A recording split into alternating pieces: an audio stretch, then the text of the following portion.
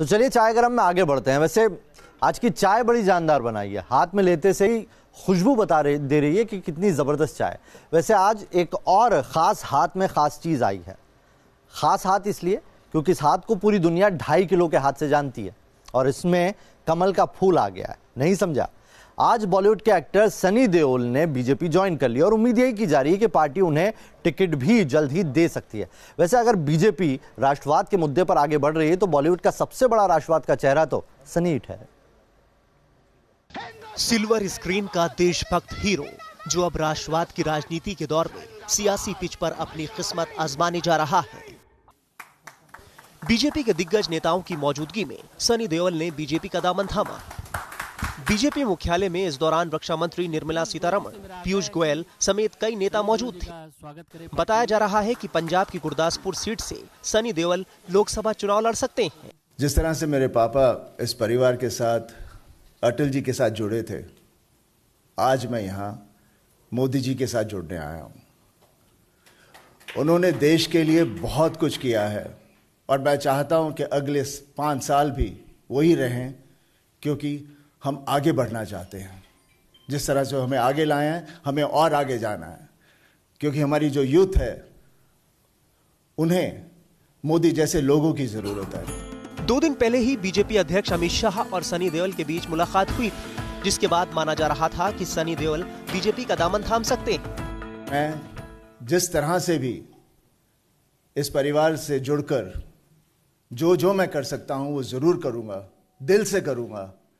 बातें नहीं मैं बताऊंगा, ना मैं कुछ बोल सकता हूं, लेकिन हर वक्त काम करके दिखाऊंगा। सनी देओल अपने समय में बॉलीवुड के पॉपुलर एक्टर रहे हैं। उनकी छवि एक्शन हीरो वाली रही, तो साथ ही उन्होंने देशभक्ति वाली कई फिल्में की। बीजेपी को भी उम्मीद है कि सनी की पैट्रियट एक्टर की ये इमेज सियासी रूप से फायदेमंद रहेगी। फिल्मों के द्वारा देश प्रेम जगाया, देश के सुरक्षा बलों का मनोबल बढ़ाया, देश के युवा युवतियों को जो प्रेरणा देने वाला काम सनी देओल जी ने फिल्मों के माध्यम से किया, मुझे विश्वास है वैसा ही राजनीतिक जीवन में ये दिल से काम करेंगे। अब बात पंजाब की हाई प्रोफाइल सीट गुरदासपुर की, जहां से अभिनेता से राजनेता बने सनी देओल चुनाव लड़ सकते हैं। 1998 में पहली बार अभिनेता विनोद खन्ना यहां से चुनाव जीतकर सांसद बने थे। 2014 में भी विनोद खन्ना ने गुरदासपुर सीट से जीत दर्ज की थी। उनके निधन के बाद 2017 में हुए उपचुनाव में कांग्रेस के सुनील झाकड़ यहां से जीते थे। अगर मेरा बस चले तो एक हिंदुस्तानी को गोली से उड़ा दूं। किन हिंदुस्तानियों को गोली से उड़ाएंगे आप लोग? हम हिंदुस्तानियों की वजह से आप लोगों का वजूद है। दुनिया जानती है कि बंटवारे के वक्त हम लोगों ने आप लोगों को 65 करोड़ रुपए दिए थे, तब जाकर आपके सर पर तरपाल आई थी। बरसात से बचने की हैसियत नहीं और गोलीबारी की बात कर रहे हैं आप लोग। सनी देओल के परिवार का सियासत से पुराना नाता है। मां हेमा मालिनी भी बीजेपी की नेता हैं और वो मथुरा से दूसरी बार लोकसभा चुनाव लड़ रही हैं। वहीं सनी के पिता धर्मेंद्र 2004 में बीजेपी के टिकट पर बीकानेर से लोकसभा चुनाव लड़े थे और उन्होंने जीत भी हासिल की थी। Team news nation. वैसे गुरदासपुर से अगर इन्हें टिकट मिल जाता है तो वहां का चुनावी रण तो वाकई गदर मचाने वाला होगा। वैसे आज सिर्फ सनी की ही बीजेपी में एंट्री नहीं हुई, एक और सितारे की एंट्री हुई है और ये एंट्री सूफियाना है। सूफियाना इसलिए क्योंकि उत्तर पश्चिमी दिल्ली से बीजेपी ने सूफी गायक हंसराज हंस को टिकट दे दिया है। यहां से उदित राज का टिकट काटने के बाद हंसराज हंस को टिकट देकर बीजेपी ने इस दिल्ली के रण को बड़ा दिलचस्प बना दिया। अपनी जादुई आवाज की बदौलत लोगों का दिल जीतने वाले पंजाबी सिंगर हंसराज हंस एक बार फिर से चुनावी रण में कूद गए। बीजेपी ने हंसराज को उत्तर पश्चिमी दिल्ली से अपना उम्मीदवार बनाया है। हंसराज अपने समर्थकों के साथ नामांकन दाखिल करने पहुंचे। नॉमिनेशन फाइल लगता है उस सीट से आप जीत जाएंगे सर? अभी आने के बाद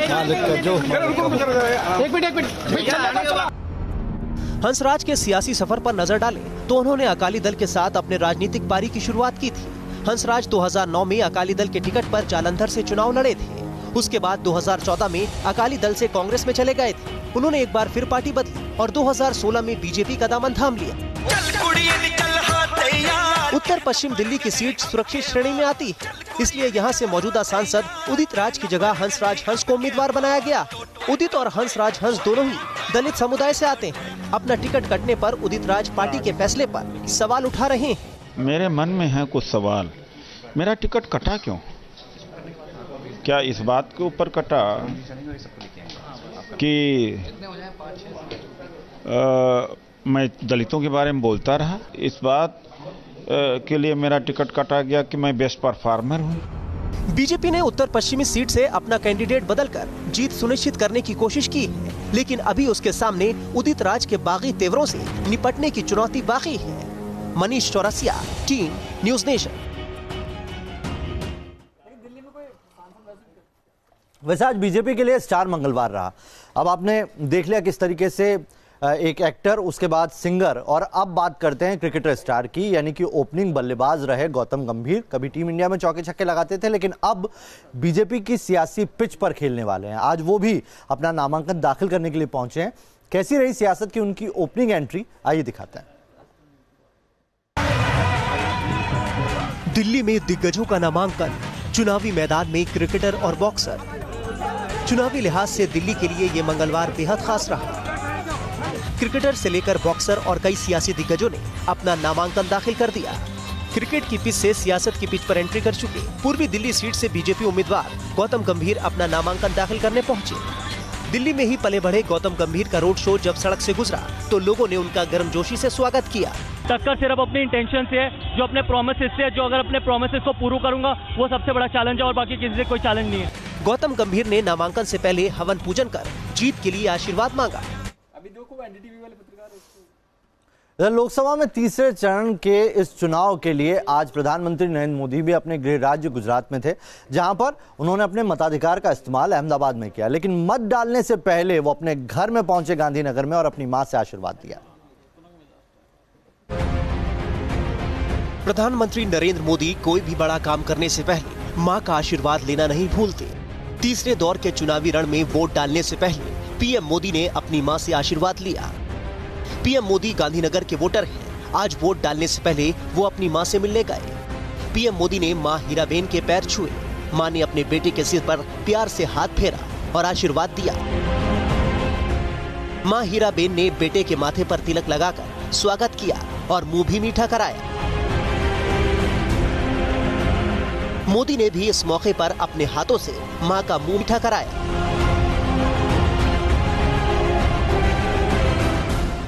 पीएम मोदी को खिलाने के बाद मां ने उन्हें मुंह पोंछने के लिए रुमाल भी दिया। जिस रुमाल से मोदी ने मुंह साफ किया, मां ने भी उसी रुमाल से अपना मुंह साफ किया। इस दौरान मां हीराबेन ने आशीर्वाद के तौर पर बेटे को पावागढ़ माताजी की चुनरी भेंट की। इसके साथ साथ उन्होंने नारियल, 500 रुपए और मिश्री भी दी, जिसे पीएम मोदी ने पूरे श्रद्धा भाव से ग्रहण किया। मां से आशीर्वाद में मिली चुनरी को अपने हाथों में लेकर पीएम मोदी बाहर निकले। हमारा बधानो खूब खूब आभार। इस दौरान उन्होंने पड़ोसियों से भी भेंट की। पीएम मोदी ने यहां कुछ देर तक लोगों से बात की और तस्वीरें भी खिंचवाई। इसके बाद पीएम मोदी ने पोलिंग बूथ में जाकर मतदान किया। गांधीनगर से पूरब पटेल के साथ टीम न्यूज नेशन।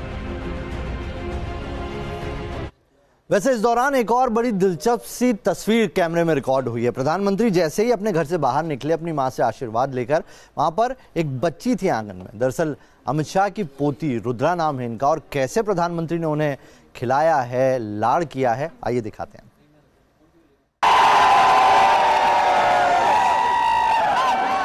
गोद में मासूम को लिए विक्ट्री साइन दिखाते प्रधानमंत्री मोदी। पीली फ्रॉक पहनी बच्ची को गुदगुदाते उसे हंसाने की कोशिश करते पीएम मोदी। कभी मासूम को हंसाने की कोशिश तो कभी उससे बात करने की कवायद, कभी बच्ची के कान में कुछ कहने की कोशिश, तो कभी बिटिया को दोनों हाथों से पकड़कर हवा में उछालते प्रधानमंत्री। तस्वीरें अहमदाबाद के रानी पोलिंग बूथ के बाहर की है, जहां प्रधानमंत्री मोदी वोट डालने के लिए पहुंचे थे। प्रधानमंत्री मोदी का काफिला जैसे ही यहां पहुंचा, अमित शाह उनको रिसीव करने के लिए आ गया है। खुली जीप से उतरकर प्रधानमंत्री मोदी ने अमित शाह की लाडली पोती रुद्री को गोद में ले लिया और उसे दुलारने लगे। जब पीएम मोदी ने इस नन्ही सी बच्ची को दोनों हाथ से पकड़कर हवा में उछालना शुरू किया, तो वहां मौजूद कार्यकर्ता जोश में मोदी मोदी के नारे लगाने लगे।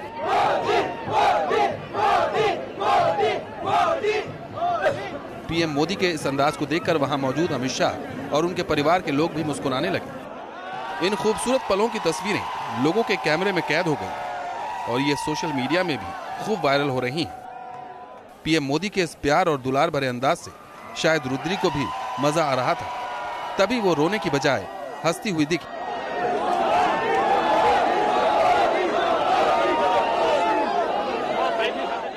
बाद में रुद्री को गोद में लिए हुए पीएम मोदी आगे बढ़ने लगे और उन्होंने वहां मौजूद भीड़ को विक्ट्री साइन दिखाई। पीएम मोदी के साथ अमित शाह ने भी विक्ट्री साइन दिखाई और अपनी लाडली पोती का हाथ उठाकर लोगों का अभिवादन कराया। आपको बता दें कि नामांकन के दौरान अमित शाह के रोड शो में छोटी सी रुद्री ही स्टार अट्रैक्शन थी। उस वक्त रुद्री ने एक हैट पहन रखा था। अमित शाह ने रुद्री को पार्टी की भगवा टोपी पहनाने की कोशिश की, लेकिन रुद्री को यह पसंद नहीं आया और मासूम ने फौरन टोपी उतार दी थी। उन्हें कई बार टोपी पहनाने की कोशिश की गई, लेकिन बिटिया को तो बस अपना हैट ही चाहिए था। आखिरकार उनके सामने सबको झुकना पड़ा और वो तब शांत हुई जब उनका हैट वापस मिल गया और फिर पोती को खुश देख अमित शाह ने प्यार से उन्हें चूम लिया।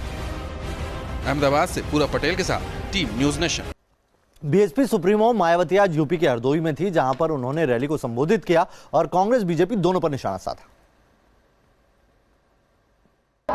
आजादी के बाद सबसे पहले केंद्र में व देश के अधिकांश राज्यों में भी ज्यादातर सत्ता या कांग्रेस पार्टी के हाथों में केंद्रित रही है, किंतु यह खास ध्यान देने की बात यह है कि कांग्रेस पार्टी के केंद्र में व अधिकतर राज्यों में भी लंबे अरसे तक रहे शासनकाल में इनकी अधिकांश रही गलत नीतियों व गलत कार्य प्रणाली की वजह से ही फिर इस पार्टी को केंद्र व देश के काफी राज्यों की भी सत्ता से बाहर होना पड़ा है। आप लोगों को ये मालूम है कि अंग्रेजों के जाने के बाद केंद्र में तो लंबे अरसे तक कांग्रेस पार्टी पावर में रही है। आपके उत्तर प्रदेश में भी काफी वर्षों तक कांग्रेस पार्टी इधर पावर में रही है। अपने लंबे अरसे के शासनकाल में क्या आप लोगों की गरीबी, बेरोजगारी को या अन्य जो समस्याएं हैं उनको दूर किया? मैं समझती हूँ बिल्कुल भी नहीं किया। तो चलिए, चाय गरम में अभी के लिए इतना ही। दीजिए इजाजत, बने रहिए न्यूज नेशन के साथ, क्योंकि यहाँ खबरों का सिलसिला कभी नहीं थमता।